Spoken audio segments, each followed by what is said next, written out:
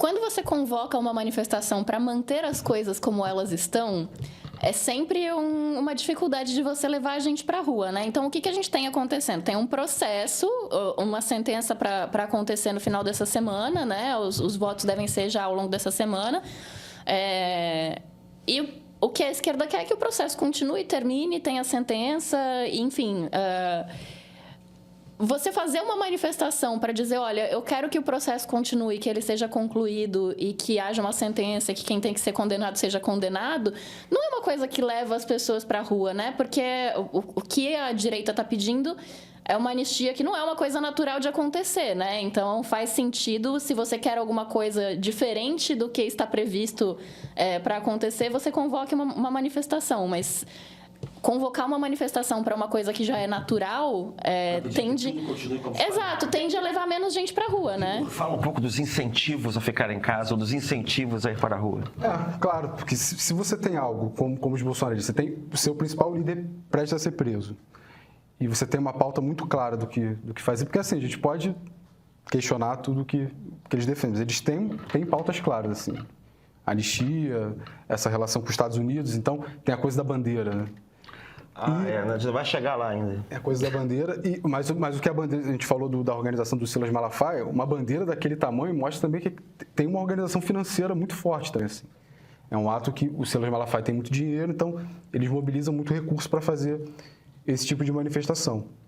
E claro, a esquerda não tinha muito incentivo para sair. No 7 de setembro, que não é algo muito tradicional da esquerda de se manifestar nessa data, então, não tinha muito incentivo. Eu concordo que talvez é algo que deveria se fazer em outro momento. Acho que ele deveria fazer esse tipo de manifestação em outro momento, porque era claro que ia ficar...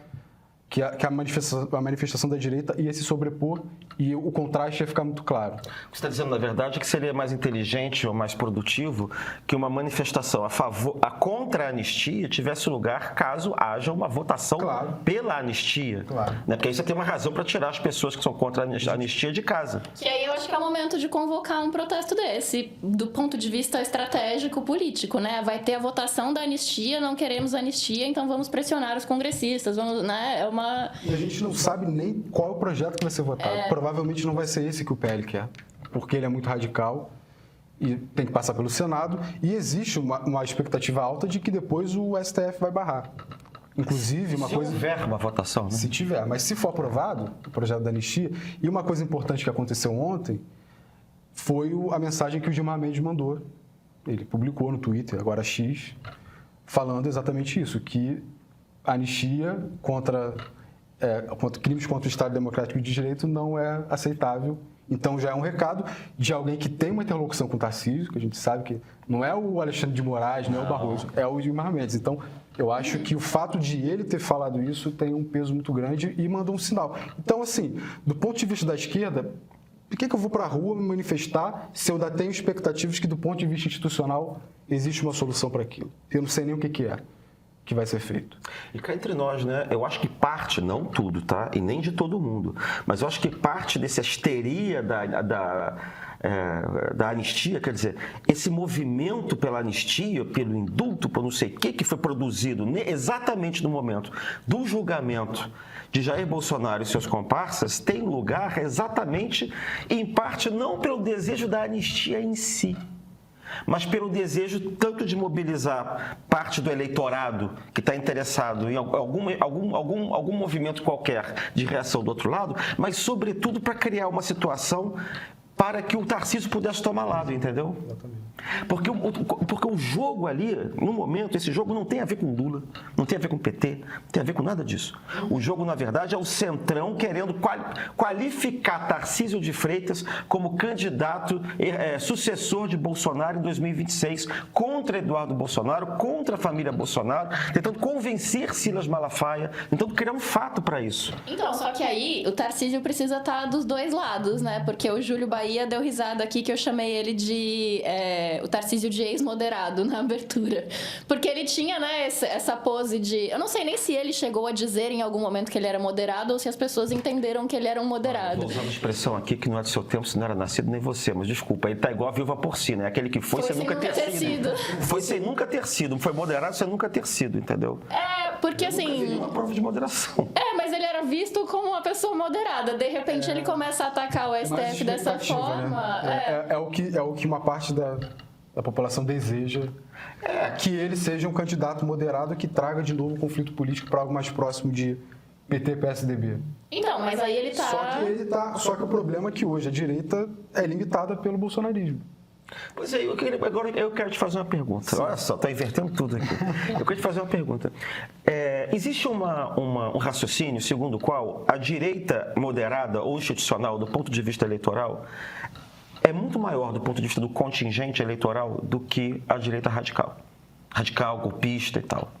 A pergunta é, por que esse pessoal vai a reboque dos extremos? Era a minha questão também. A gente estava até discutindo isso aqui antes do programa começar. Assim, essa conta para mim não fecha. Eu acho que a questão fundamental é quem passa para o segundo turno. E quando você tem, por exemplo, uma coisa é certa, vamos estar no segundo turno, o Lula e um candidato apoiado pelo Bolsonaro.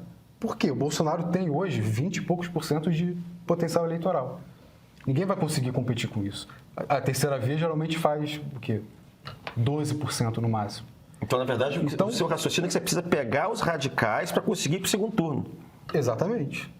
Aí, por exemplo, no segundo turno, se passa algum bolsonarista, vai o Tarcísio. Qual vai ser o cálculo da centro-direita? Eu apoio o Tarcísio, que está do lado do Bolsonaro, mas tem toda essa questão da democracia, do radicalismo, ou eu vou para a centro-esquerda e vou votar no Lula. Para quem é de centro-direita, é uma decisão que não é simples de tomar. Porque ele vai para alguém que está mais próximo do ponto de vista de preferência, do campo da direita, só que foi mais para o extremo, ou vem para o Lula, que, embora seja de esquerda, faz muitos movimentos no sentido de ir para o centro, como ele fez a Frente Ampla. Então, o jogo é todo esse, como conquistar o centro. E isso vai se alternando. Você não tem impressão um pouco de que houve um movimento engraçado, porque a gente fala de centro, é uma confusão o que é centro-direita, o que é direita, o que é extremo-direita, né? É engraçado que, para mim, centro-direita é PSD, PMDB. Os partidos do Centrão são direita. Sim. É claro que tem gente em todos os partidos que está mais para lá ou mais para cá, né? A gente está falando como se fosse homogêneo, né? E aí, extrema-direita é PL. Né? E talvez um pedaço de republicanos, alguma coisa assim. Agora, o que está claro é assim, aparentemente, eu já vi essa declaração 2 ou 3 vezes e isso ainda não foi desmentido, de que o plano de Tarcísio é se mudar para o PL. Sim.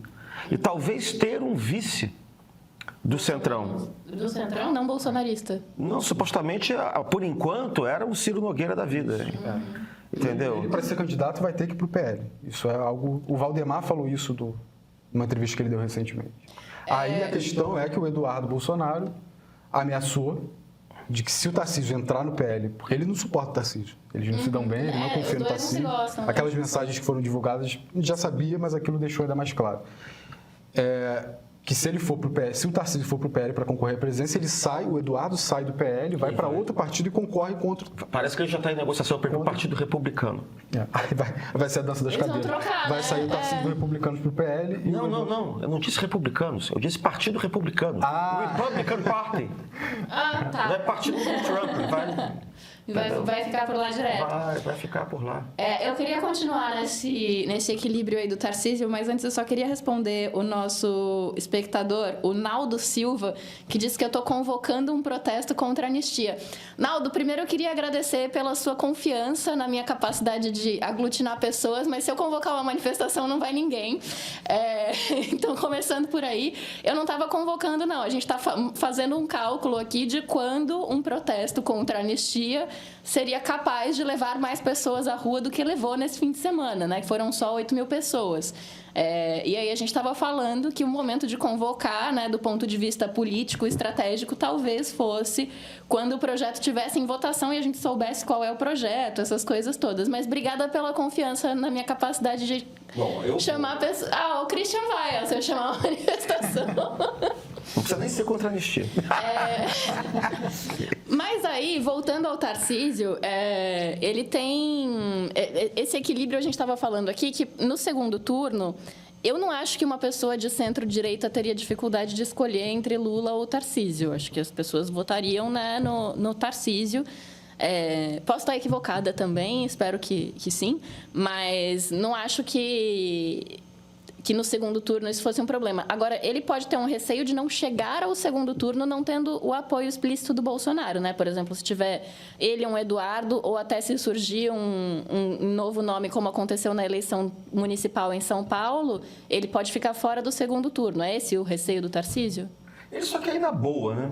Exatamente. Ele só quer ir na boa, Porque em São Paulo, no governo, ele já está na boa, já está ganho, né? Isso. E agora, hoje no jornal saiu que em pesquisas, se ele estiver fora, o Alckmin leva. Olha só.